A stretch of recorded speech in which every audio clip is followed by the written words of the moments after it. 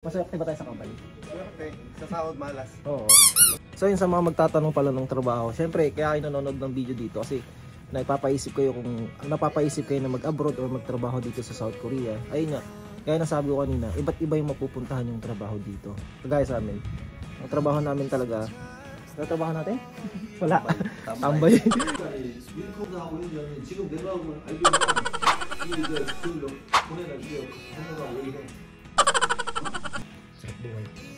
Putulin. Bibigti ka dyan. Guys, nandito na tayo sa pinakataas. Alam niyo kung gaano kataas to? Kapantay na natin yung bubong ng company. Tayo na to. Mga aspirants na gusto magpuriyan. Hindi tayo pare-pares na magiging trabaho. First day nga pala ni Kuya Kevin yan. First day pala. Kasi kararating lang ito ng isang araw.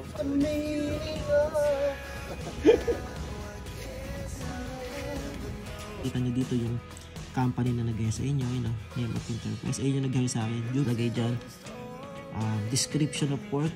So ayun, nakalagay talaga dyan kung ano yung gagawin nyo dito sa trabaho nyo sa Korea. Parang hindi kami nakatrabaho. Wala na akong kasama. Yung paling chachawin ko lang dito. Palitin natin baka may papagawa. May lahi palang gagamba to eh. Guys, for today's video, ito yung trabaho namin ni Kuya Kevin. Tinanggal namin tong balot na to. Dun! Video tayo. Tapos naman eh. Nakabalot yan dun sa taas. Para sa winter. Kasi tinatanggal na lang ni Kuya Kevin yung mga tali. So hinto muna kami sa ginagawa namin. Punta muna kami ng office. Tinawag kami ng secretary. Maka-meeting. 일톤 이상의 뭐 아니 2톤 3 그런 용기는 또 혹시라도 다른 데서 검사하고 있느냐면 지금 내가 알기로는 이 저기로 보내는 다녀오라고 얘기를 해. 서로 이렇게 긴 사이에 이렇게 다 해가지고 여기 기억 안 하는데 이렇게 그걸 모르고 있다? Ayun guys, 10:42 na. 9:30 kami next start ng meeting. Grabe, antok na kami dun. Si Kuya Kevin, kita naantok. Pati ako. Ayun lang ano dito pag nag-meeting, tagal talaga. Tapos lahat kami kasama kasi dalawa lang naman kami Pilipino dito ni Kuya Kevin. Tapos puro Korean kasama namin. Tsaka konti lang naman kami dito sa company. 10 lang kami kanina dun. Tapos yung meeting, hindihan natin konti ma-explain pero madalas hindi. Sakit sa ulo. Alam mo yun, nakaupo ka dun. Wala ka naiintindihan. So, wala pa naman tayong gagawin. Lagi daw tayo mag-helmet. Ayun ang sabi. Tsaka yung amdyan. Tsaka tong lagi daw magaganto pag nag-short pull. Lalo sa pwesto natin. Tuloy na tayo sa ginagawa natin dun. Saan yung mga kasama ko? Wala. Isang oras na lang kakain na kami ng lunch. Wala. Magkakape na kami niyan. Break time muna. Ayun ang masarap dito pag ganito pag pa-winter talaga. Laging walang trabaho. So yun nga lang yung ginawa namin. Yung kulay itim na yun, nakatalukbong yun dyan. Para daw yun against sa snow. Para yung snow hindi niya natatabunan itong mga makina sa taas. Eh sira-sira na siya, siguro papalitan yan. Wala talaga kaming gawa. Copy? So yun, kung makikita nyo, walang laman yung company namin. Pagka may laman yan, may mga nakalagay dyan na container. So yun, kape lang muna tayo dito sa labas. Kakape tayo sa initan. Join up, sir? Kasi malamig. Trap, diba? Wala pa yung ginagawa. Terino namin yung kanina. Daw. Kinaya niya ako mag-hiking daw tuwing Sabado. Ewan ko kung makakasama ko. Napakita niya sa amin yung bike niya. Race bike. Ayan.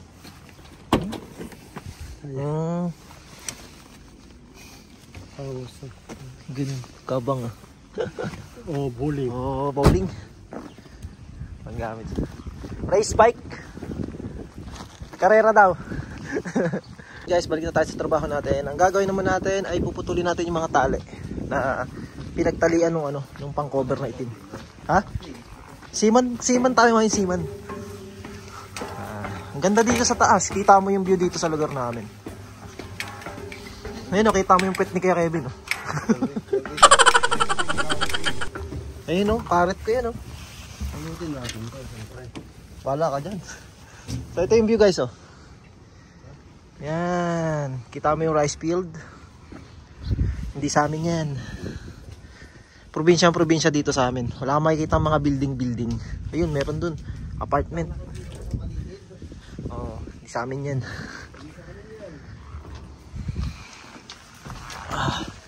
Hanap lang tayo ng gagawin, syempre. Ito, putulin. Hindi, bigti ka dyan. Bigti ka dyan. Ayan, aganin mo lang ang karet kahit one hand. Ito lang. O, diba? Putol. Talim na itong karet na eh. Ayan, ang hirap lang. Ayan guys, nandito naman tayo sa pinakataas. Alam niyo kung gaano kataas to. Kapantay na natin yung bubong ng company. Ito. Nasa inyo apartment nila Kuya Jay, oh. Yun. Ito, yun. Yung company nila nandun. Ang gagawin natin, puputulin natin itong mga tali. Tapos, hindi kailangan bilisan. Uy, huwag mong bilisan! Ano tayong gagawin? Ano gagawin? Putulin lang. Ayun, ang dami pa dun. May mga tali-tali pa dun. Sa pagka wala kang gawa sa company, kung ano-ano pinapagawa sa amin, parang magtrabaho ka lang, maghanap lang kayo ng gagawin. Kagaya nito. Putulin lang natin to para may magawa naman tayo. Siyempre, sunurin tayo, dapat naka-helmet na tayo lagi. Lang.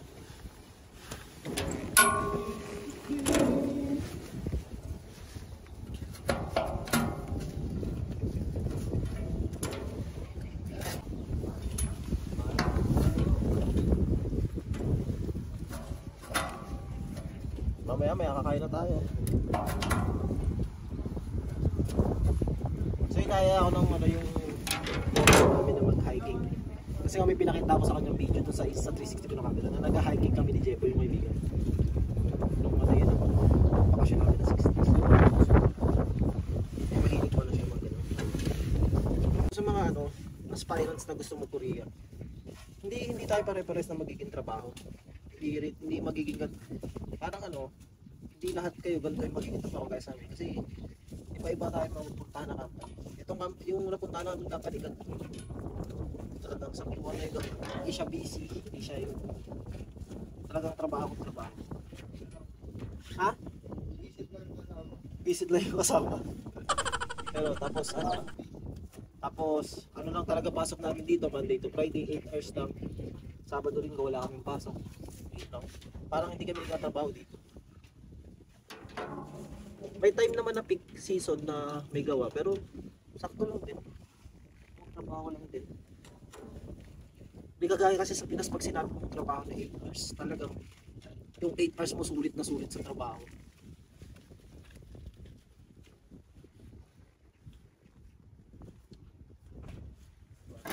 Sa tayo, dito, magandang tayo ng bangsa. Tumabay dito. Picture nga pala natin. Kanta ka pa. The meaning of yun. Ito mga kami ni Kuya Kevin. Basta all around kami dito sa company. Pero tapos na yung pagiging partner namin. Kasi mamatay na yun. Patay na yung mga halaman. Yung mga damo. Puti na kami. Puti na kami kasi winter na.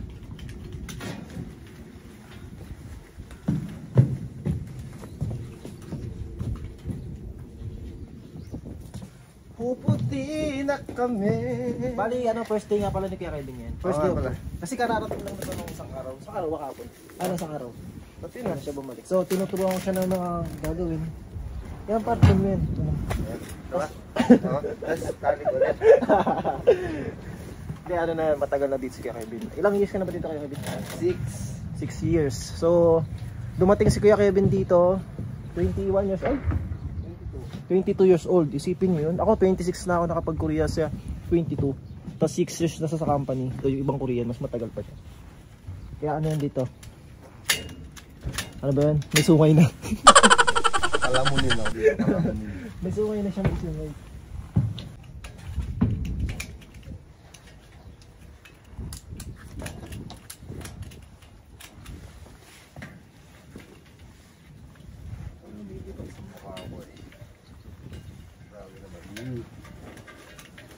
dami na din nawala dito, no? Nakatrabaho mo dati. So, Nung umalis ako, dami umalis eh.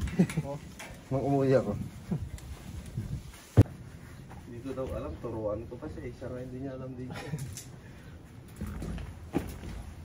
Ay, Yossi. Nag-Yossi na ba ako? hindi pa. Music ka muna. Wala pala nun eh.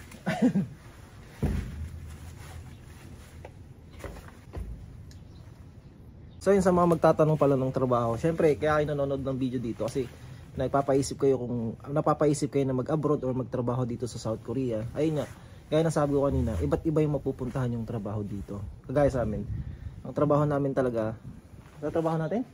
Wala. Tambay. Hindi, yung trabaho talaga namin pag may gawa sa company. Sa powder coating kami. Tapos dalawa kasing klase, merong trabaho sa outside na ganito rin yung ginagawa yung parang mga sa tubig. Yan, si Kuya Kevin, yung doon talaga yung trabaho niya. Tapos dito, powder coating, yung pinipinturahan yung mga container. Parang ano niya yung trabaho, powder coating tsaka sa tubig. Tapos, trabaho mo yun, ayaw mo lang mag-outside eh. yan, sa outside kasi salit-salit. So, kayo naman, depende yan sa mag-hire sa inyo na company. Kasi, once na napasan nyo naman yung exam at nagkaroon na kayo ng kontrata, makikita nyo naman doon sa kontrata nyo kung ano yung pinakatrabaho nyo or ano yung company na nag-hire sa inyo. Diba? Makikita nyo doon kung sa furniture kayo o sa food processing. Marami kasing klase ng trabaho dito sa Korea. So yun guys, ito yung sinasabi ko sa inyo na pag napasan nyo na exam at na-select na kayo at nagka-employer na kayo, ito yun, magkakaroon kayo ng standard labor contract o yung kontrata nyo. Ano to, isasend sa inyo to sa EPS account nyo. So makikita nyo dito yung company na nag-hire sa inyo, name of enterprise. Ayun yung nag-hire sa akin, Jubeco ang IST. Tapos yung location niya, yun yung pinaka ayun yung pinakalugar namin, Jolabok to Ginja, Mangyong-op. Tapos ito yung boss ko, si Choteho. Tapos yung pangalan ko. Yan, nakalagay dyan. Description of work, industry, manufacturing. Tapos, business description, manufacture of metal products and parts for container storage. So, yung job description, yung juke welding. Tapos, tujang, painting. Tapos, yung janggun mo, field work. Ayun yung outside, yung nag-outside. So, nakalagay talaga dyan kung ano yung gagawin nyo dito sa trabaho nyo sa Korea. Yung nag-hire sa inyo, nandyan yung pangalan ng factory, ng pangalan ng boss mo. Tapos, yan, nakalagay dun dito yung oras ng pasok mo. 9 to 6. Yan, nasusunod dyan. 9 to 6. Tapos, kung may pasok ba kayo ng Sabado-Linggo. Ito, wala kaming overtime. Zero overtime talaga. Wala talagang overtime dito. Tapos, changeable depending of condition. Depende kung busy yung company, nagkakaroon ng OT, ganun. Tapos, yung kung libre yung mga gisuksa, basta doon muna tayo sa trabaho. Basta, pag nagka-contract na kayo, makikita nyo doon yung job description nyo. Kung manufacturing kayo ng manufacturing of metal products and storage containers. Tapos yung responsibilities nyo sa trabaho. Ito yun. Detailed duties and responsibilities of the employer must be stated. Kaya yan, nakalagay talaga. Yung juke welding, hindi nga kami pinag-welding dito eh. Tujang, ayan, kami pintura kasi powder coat niya, diba? Tapos yun, janggun mo, yung trabaho sa outside. So yun lang. So alam nyo, basic salary, 2,10,580. Kinonvert na sa Philippine peso, nasa 84,000 yun to 86,000, depende sa palitan. Basic salary lang yun Ay, wala kayong OT nun, 8 hours lang. Tapos Sabado-Linggo walang pasok. Yun. Tapos ang trabaho nyo ganito. Yan. Pero hindi disclaimer talaga. Depende kasi yan sa mapupuntahan yung company. Kasi may mga company dito, kasi kagaya ng mga kaibigan namin sa welding, talagang trabaho talaga. Trabaho kung trabaho. Parang maswerte lang kami sa company. Pero maswerte ba? Maswerte ba tayo sa company? Swerte. Sa sahod malas. Oo. Maswerte kami sa trabaho kasi wala kang trabaho halos. Pero pagka naghahanap ka ng sahod na mas malaki, hindi mo makukuha yun dito kasi nga basic salary lang kami. Wala kaming Kung gusto mo hindi ka pagod dito, pwede yun. Oo. Tsaka basic lang, basic. Naliliitan kami dun sa sahod na yun kasi pwede kang kumita dito ng mas malaking pera sa South Korea. Papalitan pala ng bago. Kevin. 거기다 세우니까 높이는 아마 거의 다 맞을 거예요. 여기가 참 파덕거리잖아요. 여기를 해서 한 게 그러면 한생이로 그냥 여기를 여기는 그게 높이가 된다고 하고 여기 높이가 너무 낮으니까 우리가 작업을 못 하잖아. 여기 하나 세워주고 여기만 네, 저기다 가운데다 하나 세우고 세우고. 여기에다가 하나 세우고. 저기는 저기다가 저기 있으니까 그러면 가운데 하나, 2개. 2개. 저놈이 있으니까. 저보다 조금만. Kala mo naintindihan ko yun, no? Kala mo naintindihan ko yun. 그러면 그늘막이 큰 놈이 있어. 그걸 우리가 분재 처리해야 되니까. Wala na akong kasama. So yun, nakailang ikot na ako sa company. Kasi naglinis nga ako, pinulot ko yung mga taling pinutol namin. Tapos nilagay ko sa sako. Tapos umikot ako. Kasi wala na yung kasama ko si Kevin tsaka si Terin. Wala. Siguro bumili sila ng sako. Kasi nga, papalitan natin to. Papalitan na natin yun. Ayun lang, yun ang tatrabahuin natin ngayong araw. Yung napuntahan naming company, ano siya, family business lang siya. Kaya sabi ko, diba, na basic salary lang, tapos wala kaming OT, wala kaming Sabado Linggo. Maliit lang siya na, pero malaki din. So family business lang, parang mga kamag-anak lang din yung mga nagtatrabaho dito. Yung anak, tapos yung pamangkin, yung isanim namin. So sila dito, ayaw nila nag-OT, ayaw nilang mas mahaba yung oras ng trabaho, tapos ayaw nilang pumapasok ng Sabado Linggo. Pagka-araw talaga ng pahinga talaga. Parang kontento na sila dun sa ganung trabaho. Kasi nga yung mga Korean, talaga hindi mo mapapagtrabaho ng mas mahabang oras yan. Or yung papasok pa sila ng pahinga na nila Sabado Linggo. Kasi dito pa lang sa bansa nila, malaki na yung sahod nila. Siyempre iba yung rate nila sa rate natin. Yung basic salary nila, mataas. Baka doble or isa't kalahati ng sahod natin. Wala lang ako idea kung magkano. So yun nga. Sabi nga namin ni Kuya Kevin, swerte kami sa sa company. Sa trabaho, yung kagaya nito, hindi naman kami pagod talaga sa trabaho, hindi yung bugbugan sa trabaho. At yung trabaho naman namin dito ay madali lang, hindi naman kami nag-welding.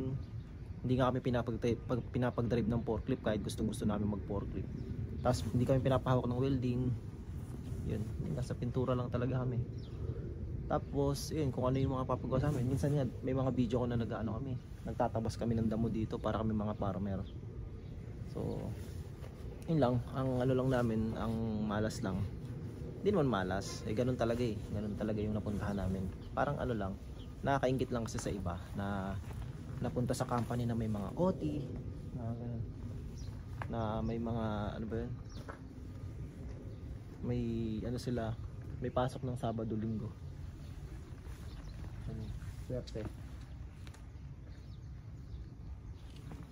Yung pala yung charging dim ko, nag-video ko dito. Tingnan natin baka may papagawa. So nakita ko ng charging dim pa sa cellphone. Pero dito naman, hindi naman kami pinapakalaman. Huwag lang yung boss yung makakita. Siyempre, kung may gagawin ako, tatapon ako basura. Kasi magla-lunch na. Konting oras na lang lunch namin. Mamili nga, ano nga sila.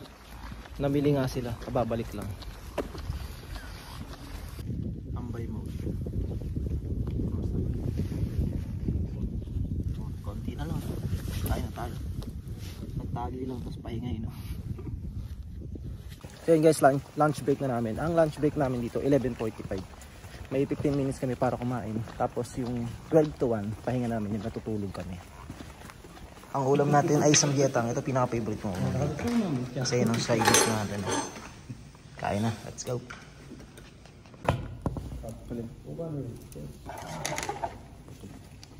Favorite ko ito. So yun, tapos na tayo kumain. Nakapag-bis na rin ako. Yan. Tulog ka na. Wala na tayo. Pahinga tayo ng 1 oras.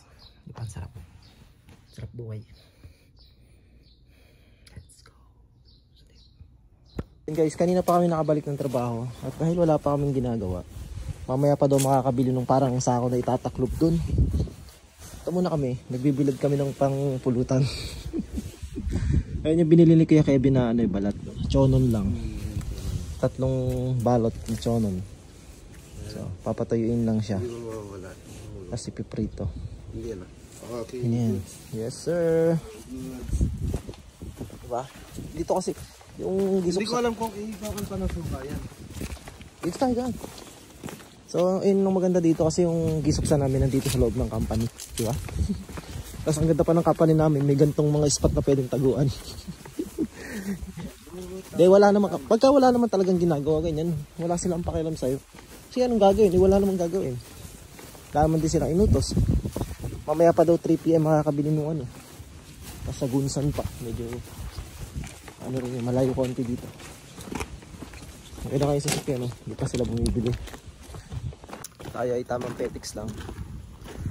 Kala mo mga engineer, no? Nakaganto pa eh. So yun guys, kinakabit na namin yung kulay itim na sako. Ito kami sa taas, oh. Sheesh. Taas ng bubong. So yun itsura niya pag nakabit. Para lang nagtakip ka ng ano, kaso nga lang sa taas ginawa. Mahirap. Si Kuya Kevin, Spider-Man, oh. May lahi palang gagamba to eh.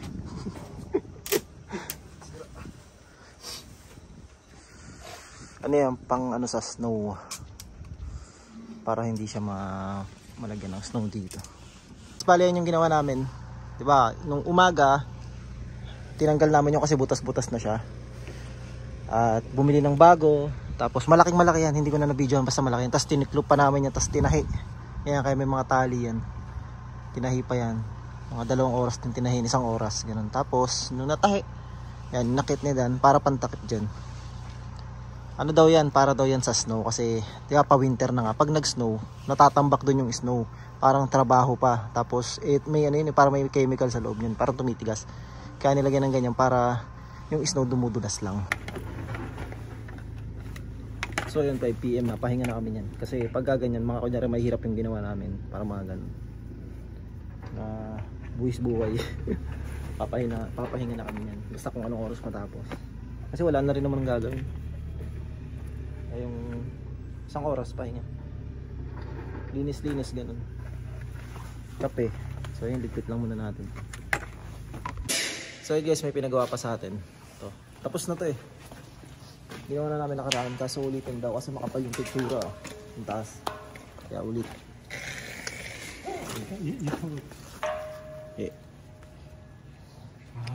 Dashi. Ulitin. E di may trabaho na tayo bukas. Ito yung mga ano, basta nakaraan pa natin natapos to. Tapos yun, parang tiyanik nila kanina. Ito. May mga ganyan. Hindi kasi pwedeng i-deliver yan na ganito.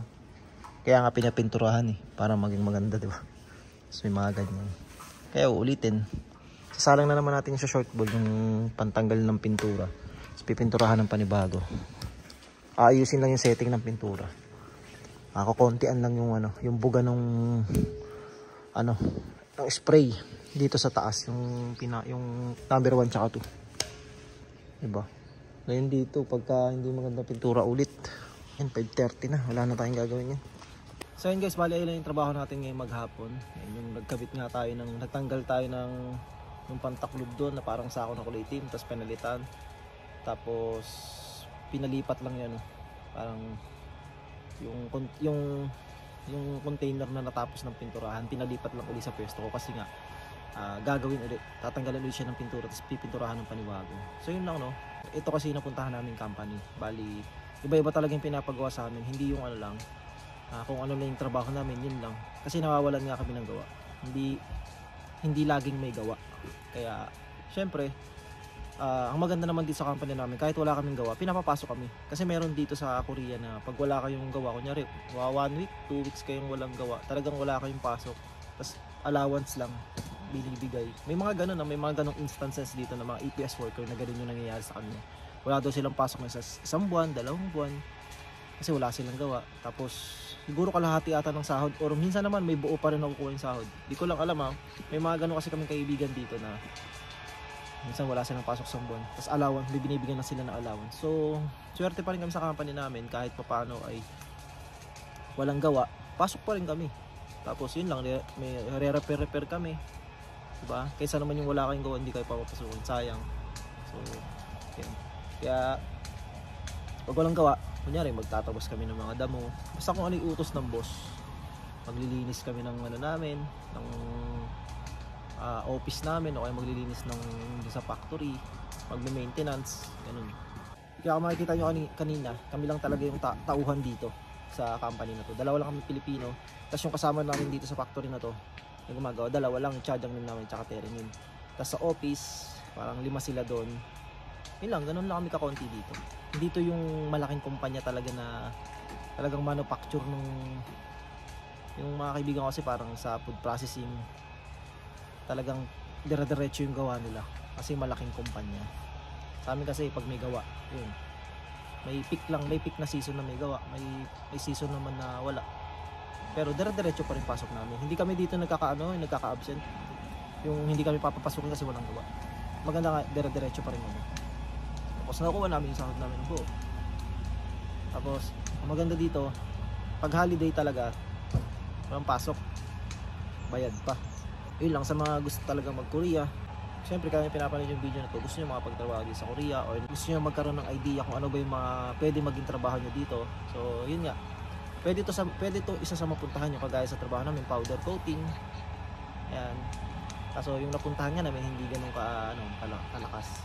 Tapos may mga kaibigan din tayo dito na napunta sa welding, yan sila Kuya Jay. Susunod, pagka wala kaming pasok, pupunta tayo dito. Papakita ko naman sa inyo kung ano yung trabaho pag welding, kung ano yung tsura ng company pag welding. Ayan. Baka kasi kayo mapunta kayo sa weldingan. Tsaka maganda dito sa Korea kahit wala kang experience. Ako wala naman ako experience yan sa trabaho dito.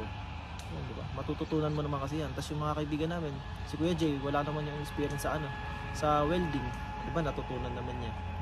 Hindi kailangan talaga ng experience kasi matututunan mo naman yan dito. Ngayon ang maganda sa Korea. Tapos malaki pa yung sahod mo, diba? So yun, out na tayo mamaya-maya ng mga 10 minutes. 5:55 kasi kami nag-out. Sinasarado na namin yung company. Tapos diretso na nag-isok sa pahinga na. Yun lang. Sa susunod na mga vlog natin, siguro pag-usapan natin yung mga trabaho dito. Yan kanina, parang a day in a life lang yung ginawa ko eh. Gusto ko lang makita nyo na kung ano yung trabaho namin dito. Basta iba-iba yan. Lalo pagka kunyari yung kanina, kung tapos na yon yung container na pinturahan, kung hindi siya uulitin. Ewan ko na kung ano-ano na naman gagawin namin bukas na. Parang basta pagala-gala lang kami yan. Basta kung ano yung utos. So yun lang. Basta pagka gusto niyo mag-Korea, maganda dito, sobra. Kahit ako, kahit basic salary lang kayo dito, maganda. Kasi halos walang trabaho. Yung 8 hours nyo parang hindi kayo nagtatrabaho. Kung sanay kayo sa Pilipinas na ang trabaho nyo ay mahirap, pagdating nyo dito, sulit. Kasi, binabayaran kayo ng tama dito, tas malaki pa yung sahod, diba? Kahit basic salary lang.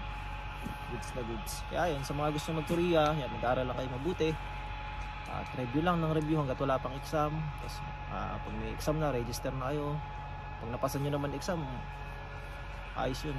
Lahat ng pagod nyo, lahat ng hirap nyo sa pagre-review, okay na. At tapos sunod makarating na kayo dito, magka-employer kayo, grabe, solid. So unti na yan, dire-diretso na yan hanggang sa makarating kayo dito. Basta may proseso lang talaga. Wala kasing shortcut dito sa pagkukorea. Wala siyang basta walang shortcut. Hindi siya yung mapupunta mo siya ng mabilisan, yung magbabayad ka lang, hindi. Dadaan ka talaga sa pinaka-proseso. Mag-aaral ka ng Korean language, mag-register sa exam, tapos may mga requirements ka na kukunin, mga ganun, mga kailangan kukuha ng passport, mga ganun. Tapos kailangan magpasa exam.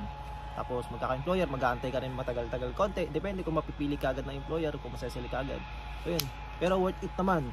Ako mag-8 months na ako dito, grabe, sulit yung pagod ko na, sulit yung pag-aantay ko dito. Halos 2 years din ako nag-antay bago makarating na South Korea, pero sulit na sulit, diba? Kasi sahod, number 1 yung sahod. Hindi naman tayo mag-abroad kung hindi dahil sa sahod. Tapos yung trabaho, yan yung trabaho ng company namin ay halos walang trabaho. Malas lang, ay hindi naman malas. Hindi ka makakasahod dito malaki. Kailangan mo ng extra income pa. So yun, nag-iisip na nga kami maghanap ng ibang trabaho dito kahit bawal kasi nga ang baba ng sahod namin, nakukulangan na kami. So yun lang guys, gagawa lang tayo ng mga iba pang video about sa trabaho at kung paano makapunta dito sa South Korea. So kung nakatulong sa itong video na to at nagkaroon ka ng idea about sa pagtatrabaho sa Korea, kung ano yung maaabutan yung trabaho dito sa Korea, so yun, subscribe nyo lang yung channel ko para updated kayo sa mga ilalabas ko na video. Tapos mag-comment na rin kayo kung ano yung mga tanong nyo para magawa natin ng video. So yun lang, paalam at good luck sa journey nyo sa pagkukorea. Basta ako dati din ganyan din ako, na pangarap, lahat naman kami pangarap lang namin mag-Korea. Ngayon nandito na kami. So ako lang, gusto ko lang share sa inyo kasi dumaan din ako sa ganyan. Lahat kami na nag-Korea dumaan sa ganyan na nag-iisip kami ng mag-Korea, tapos nagse-search din kami ng mga mga makakatulong sa amin, mga idea. Nanonood din kami sa YouTube noon. Ako nung gusto ko mag-Korea, nanonood ako sa YouTube. Paano ba mag-Korea? Ano ba yung mga trabaho doon? Para may idea na ako, di ba? So yun lang, gusto ko lang makatulong sa inyo. At para sabay-sabay tayo makapunta dito at sabay-sabay tayong yumaman. So yun lang, paalam at magsasarado na tayo ng company. Let's go!